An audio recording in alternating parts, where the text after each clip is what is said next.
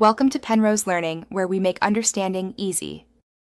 In this video, I will compare Audi Q5 vs Q4 e-tron, which is better. Focus on core choices, daily driving, range needs, and long-term costs.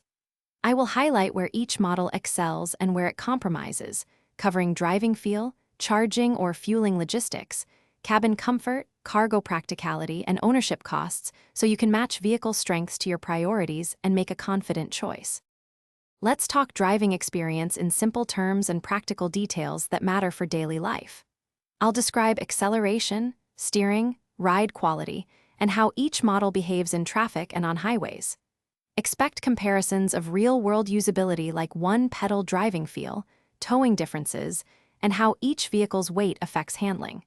This helps you envision which car suits your commute, weekend drive, or family trips.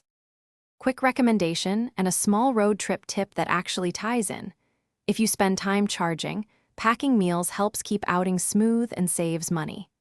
If you're finding this helpful, please subscribe and like, and check the description for the link to those leak-proof containers and other useful deals.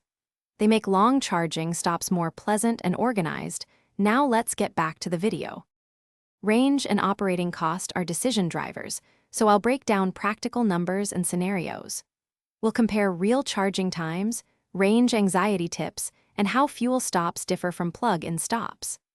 I'll also cover ownership costs like scheduled maintenance, potential tax incentives, and home charging setup considerations, so you know what to budget for when choosing between these two different powertrains.